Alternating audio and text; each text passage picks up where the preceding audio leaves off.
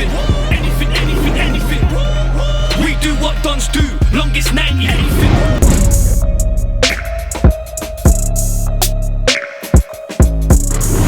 So, Mad B, here we are, man.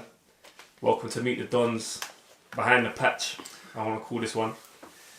You have a big story, bro. You really have a big story. Not everyone will be familiar with it. A lot of us are, but like I said, not everyone will. So hopefully we can maybe touch on that today and just kind of get a bit more about you out there. You're a man that's been through a lot, but you smile too much that everyone thinks you've had it easy, and you ain't. So we'll touch on it. Anyway, before we get started, man, there's one question that I really want to start this whole thing off with, just to kind of set us up for the tone of the interview. What did Mitch drink in Cancun? Oh, that Ron Caribe. What did the boy drink in Cancun, bro? Ron Caribe, that's a special drink. That not anyone can drink that drink. That's made for a special type of person. Trust me, man. But yeah, anyway, listen, we're gonna get straight into it, yeah? So, young Mad B, are you a madman? Does B stand for Beyonce? Are you underage? Why the name Young Mad B? Where's it come from? Was it mean? Why? Just talk to us. You know, I was born in Bermondsey, went to school in Peckham. My older brother was called Mad B, and at the time when people used to see me, they always referred to me, or they used to call me by my brother's name, which was Mad B. Say, hey, yo, Mad B, hey, little Mad B, little Mad. Then it turned into Young Mad B, and from there it's almost like I had my own name and I became my own character out there, and yeah, so amongst my friend, that was my name, Young Mad B. Alright, look, number 15 on your shirt, that represents, I guess, the postcode SE15, which is Peckham. Yeah. You're also a Bermondsey boy. 2 questions. Do you support Millwall? Secondly, talk to us about growing up in that part of South East London.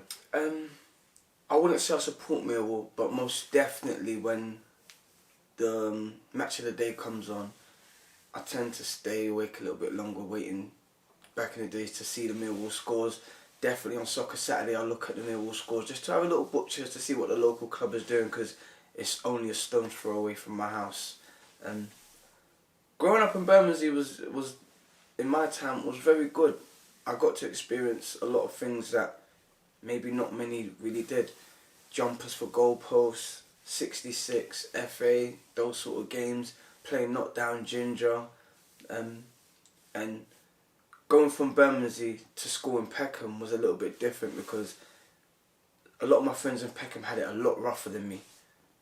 But at the same time, I still identified with the struggle that they had. So it wasn't easy growing up in Peckham, in Bermondsey, but at the same time, it wasn't a walk in the park either. Talk to us about your relationship with the man Donny Jones. You know, I'm speaking in third person now, but you know, it was vital to bring you to the Dons. How did you meet? Your energies? Like, what's your relationship like with Donny? You might not be happy we mentioning this, yeah, but we were both on a music label together called iRecords. It was run by my cousin, a blood cousin of mine, and another close family friend.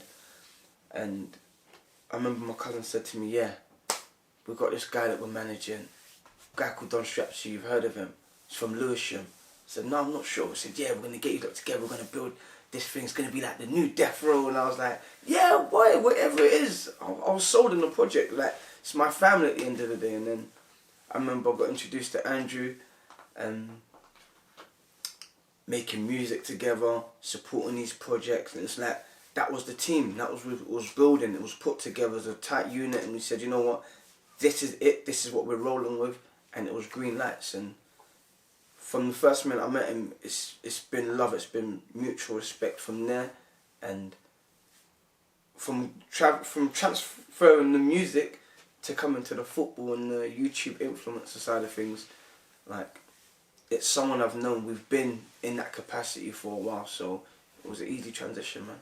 So we're gonna take it there. You know, you've been inside. You've had time where you've been to prison. You know, there's people that'll be watching this, man, and I want you to talk to us about that feeling when you first went. You know, when the door shut, you realise you're gonna be here for a while.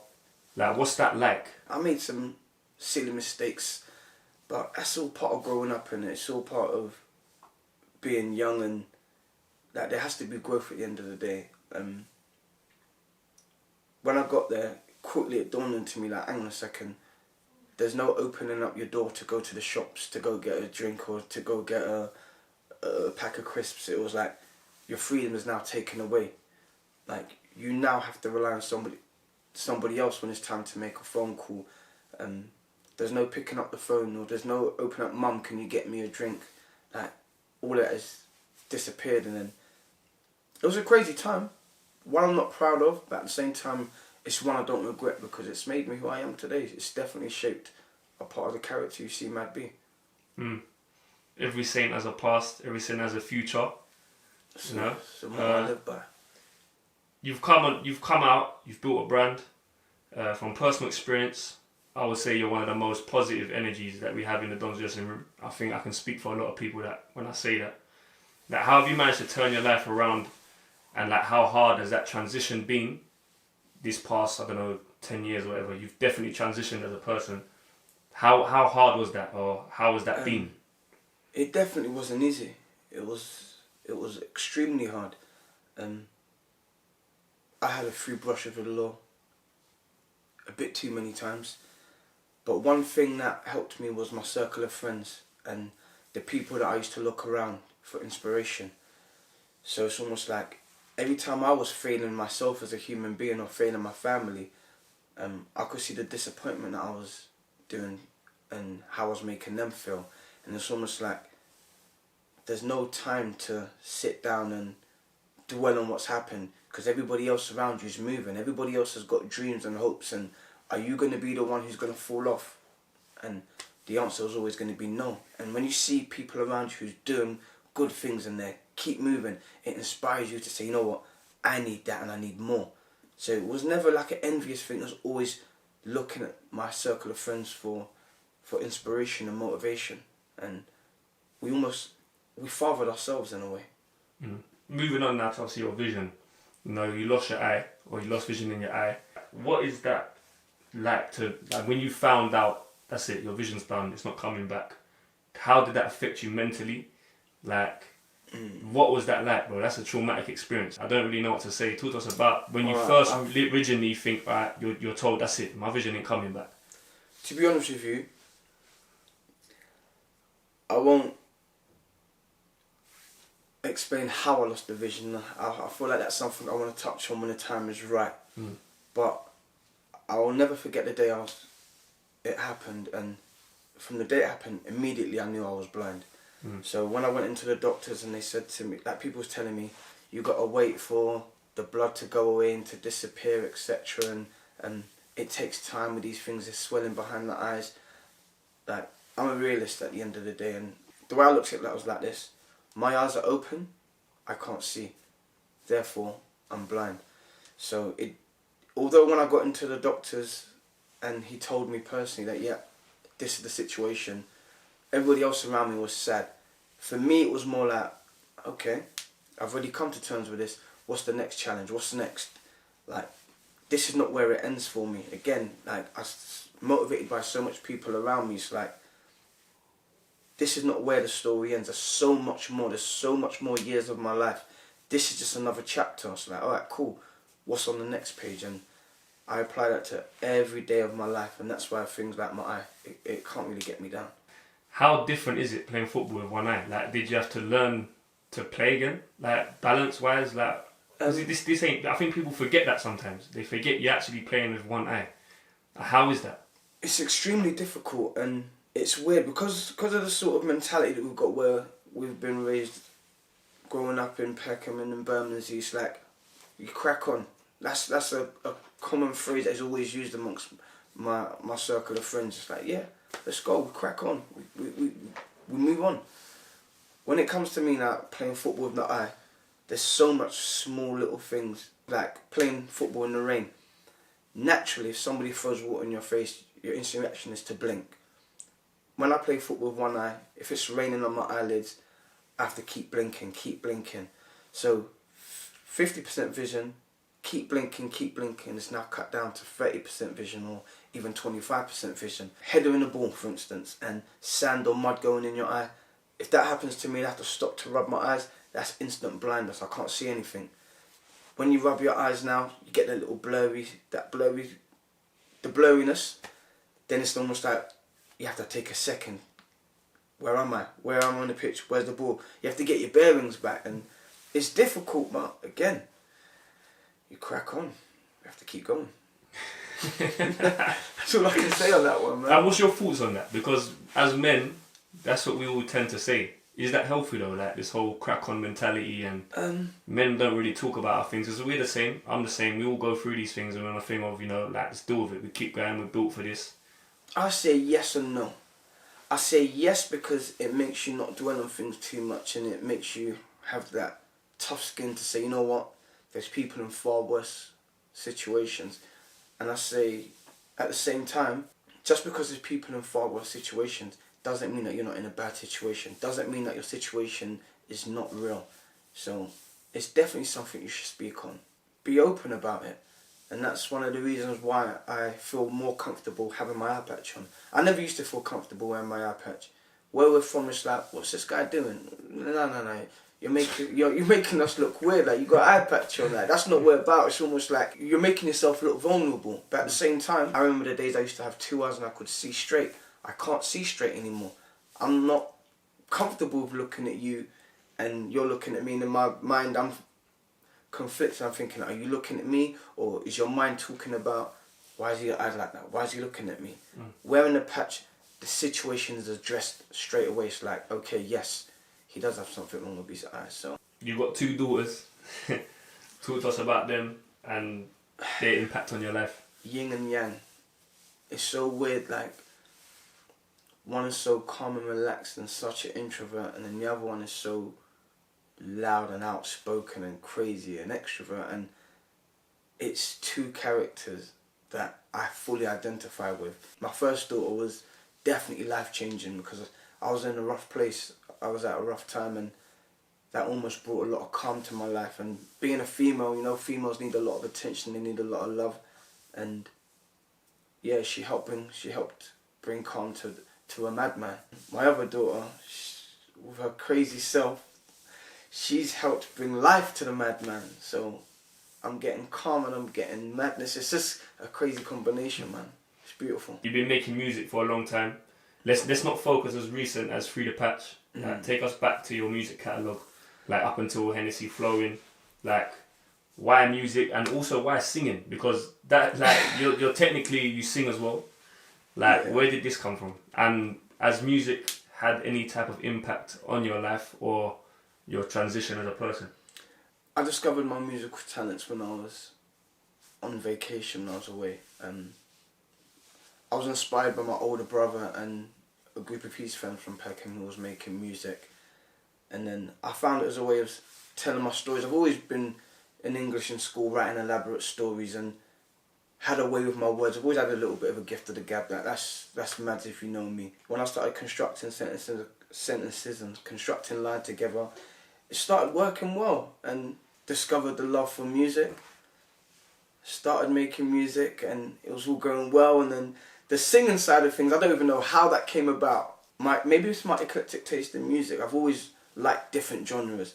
Being from Bermondsey and being in a pub with a few of the friends, like after football, before you get left home from your mate's dad, and hearing the different sort of sounds, like, I've always liked it. So I've never really been stuck to a certain genre. And the singing side of things, it wasn't taken easy straight away. There was a few people who laughed at first, and I know some people would agree, some might disagree, but I feel like I was one of the people who started off that whole little singing wave in the UK, and it's now given birth to certain artists like the J Husses and the Kojo Funds. They potentially may not even know about me, but like, it's beautiful to see how it's been evolved and it's taken and where it is now.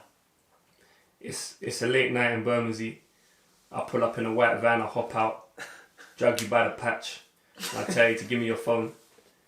You know, you're nervous, you're scared, you see an angry Donny Jones, you give me your phone. What type of music do I find on this app, on this phone that I've just robbed off you? Ooh. Dermot Kennedy. Dermot Kennedy's an Irish artist and he does a lot of acoustic music. Even the Lewis Capaldi, like it's weird. It just depends on whatever mood I'm in, but you would definitely be entertained by my catalogue.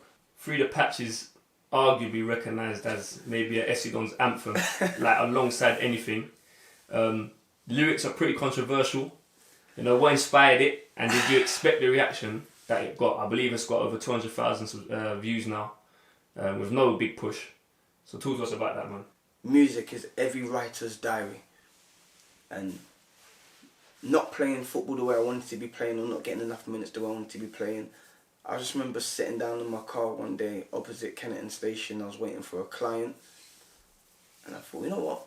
Why am I not playing? I'm gonna make some music, and I just went onto YouTube, found an instrumental, and I started doing a melody, and it sounded nice, and I was like, oh, this is good. So I remember I put up an Instagram story which the supporters had to either click yes or no, and I said, what's it sounding like? And I got a lot of yeses, and that was like, oh, okay, maybe we're onto something here. Judging from the responses that I got, I put it into the group and the boys' reaction. I said, you know what, we may be onto one here. And Donny Jones said, yeah, you know what, we've got to do the music video for it. Get my patch in the team. No, they don't want me.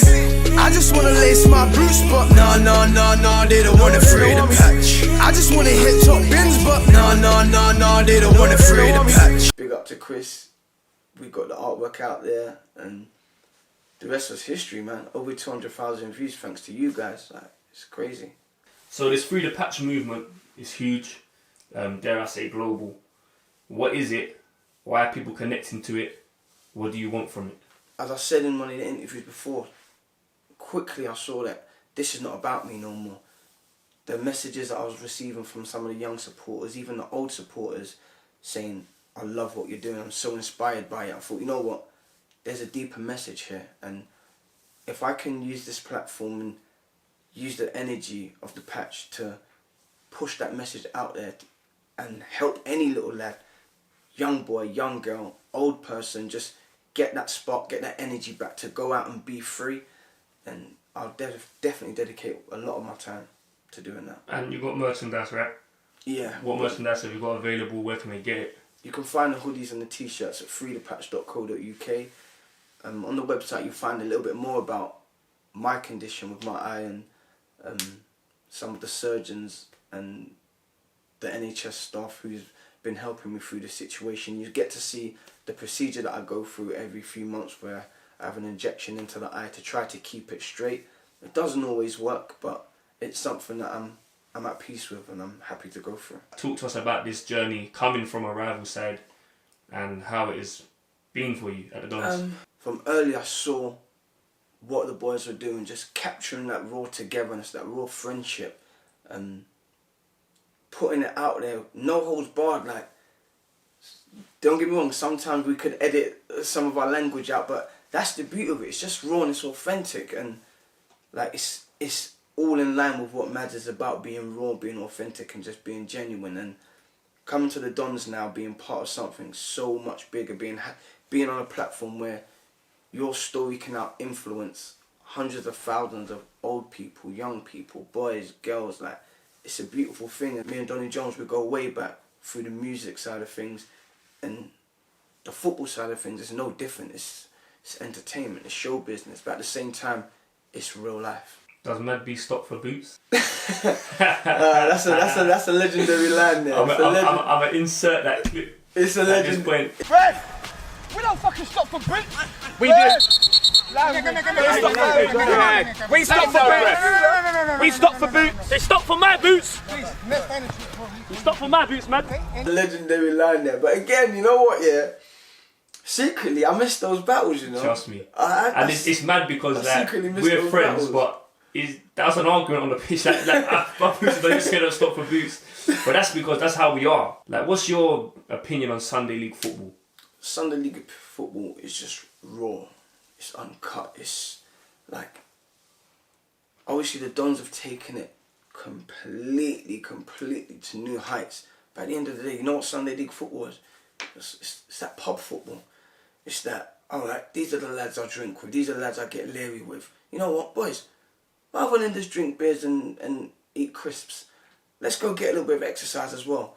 And then they take that leeriness from the pub onto the pitch, playing football, and I'm always going to have that element of that rawness to me as well. They look at us and they think, but you guys are like this, you guys have got sponsorships, etc. You're not supposed to be like this. At the end of the day, we're still winners, we're still grafters, and we're still passionate. And yeah, sometimes it does get leery, but we are who we are, we're dons. I want to give it a chance to give a message to the supporters. You know, maybe kids that are finding themselves in gangs, street crime, heading down that type of path. You're someone who has a story and a voice. So talk. Here's your chance to give a message to the supporters, kids maybe that are going through things, and people obviously experiencing maybe loss of vision, loss of, as you said, Free the Patch is deeper than just losing an eye. So here's your chance to say what you, just give us something. My message to you is, like, there's always a way. You may feel hopeless, you may feel like this is all you know, but at the end of the day, you just have to trust the process sometimes. Yeah, it can feel like this is the end of the world. You can feel like you don't know where you're going, you don't know your left from your rights, etc. But as long as you stick to the formula, as long as you stick to being true to yourself, and look around you, find somewhere you can get inspiration from, and keep that desire. Life is about living, it's about experience. When people go to work and they always ask for, you can have the best CV possible, but people just got experience at the end of the day, and there's no way better than just living your life out there. And I feel like I'm just rambling and talking shit and I'm not getting it right, but I don't know what I'm saying. It is what it is. I should have gone better than that, man, but no. My message is this, man, it's just, it's never over until it's over. As long as you've got oxygen, as long as you've got food, and as long as there's a roof over your head, like, there's always going to be a chance for you. It's never over. Alright, we're going to move to some Don's questions now, man. It's going to be this or that type questions. Just to get an insight from one of the players that is actually in the dressing room, your opinion on things. I'm going to go with either George or Doctor sometimes, you know. Doctor can be a loud one, you know. Doctor's love when he's got that big summer night beard. He can be a loud guy. I'll say George or Doctor.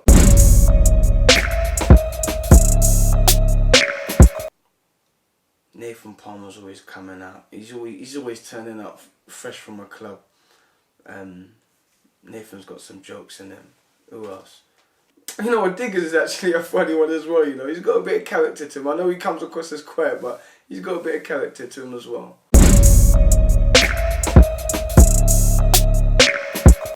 JL.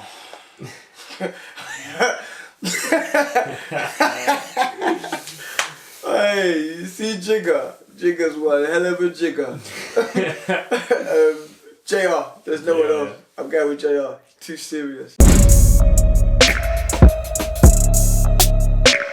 Ooh. I'll put my hands up. I'm definitely part of that troublemakers group. I'm a troublemaker.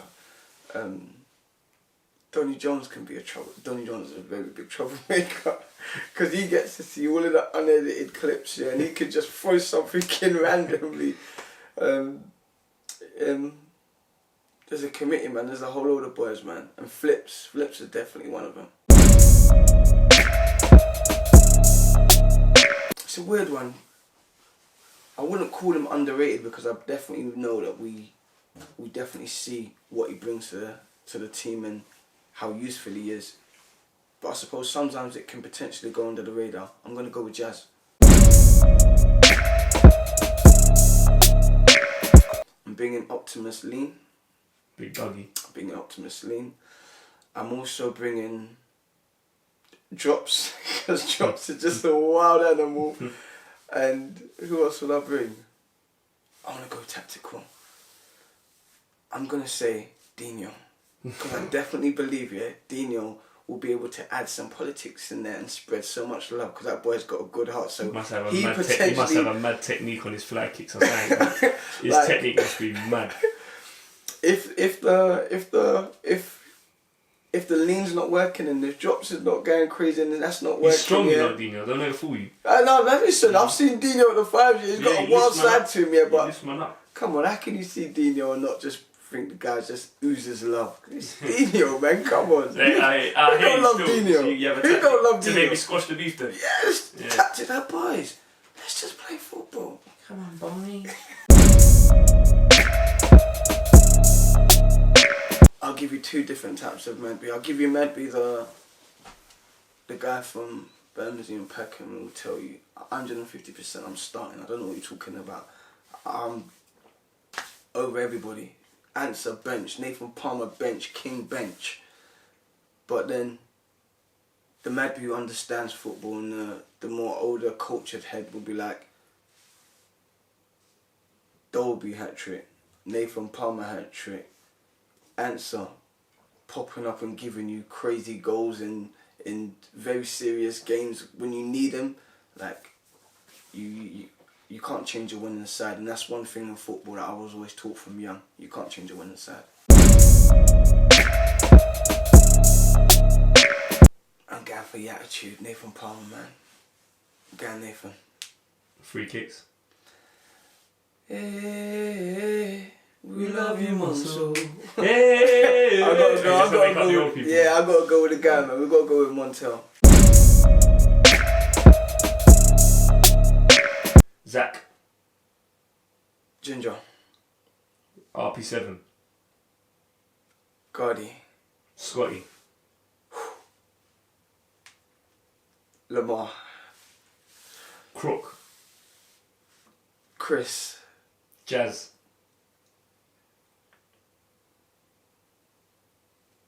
The Cap. Monts. AGD. Mad B. On his ones.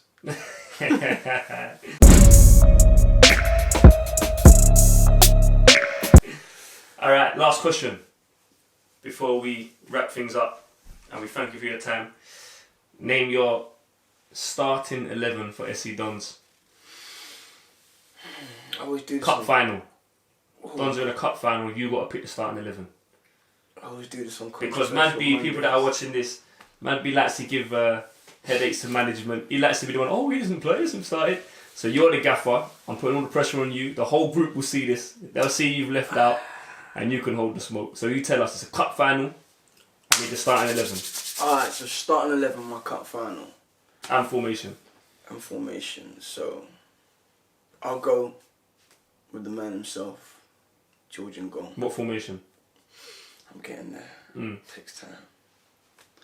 I'm gonna go with as a left back. I'm gonna go with Malachi as a right back. My 2 centre backs are gonna be SK and Jazz. Then I'm gonna go to a 3. My 3 in midfield, I'm gonna go with lefty, Dino,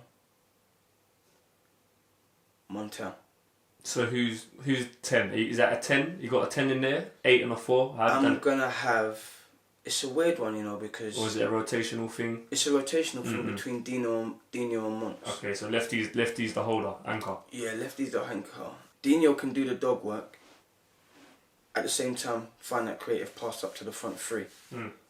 Montel can do that dog work and find that creative pass as well. Mm. Lefty, you've seen he's got that dog work in him, and his distribution at the moment it warrants him to be in that starting lineup. I'll be going with King on the left side.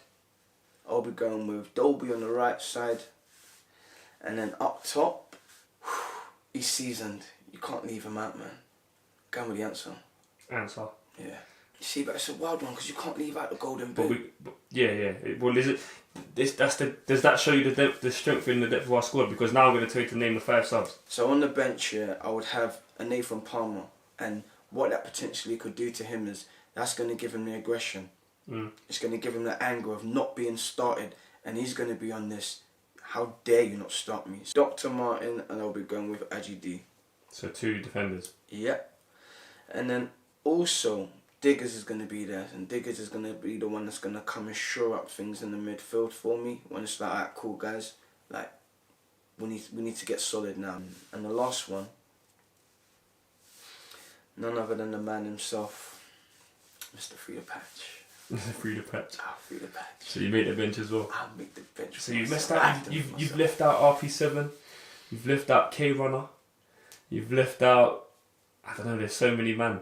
There's so many finals we're gonna be in. Yeah. That will go for my second squad. Like Yeah. the reality is this, innit? Like competition is high at the club. You're not gonna please everybody, and at the end of the day, players who are here, they have to understand what the club is and what the brand is, and they have to respect the difficulty is how it is to select a team, and it's tough, man. What can you do?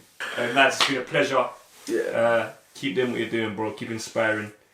And you know, we got a lot of work to do anyway. So yeah, man, big up. Make sure you follow him, and let's get it cracking. Pleasure for having me, man.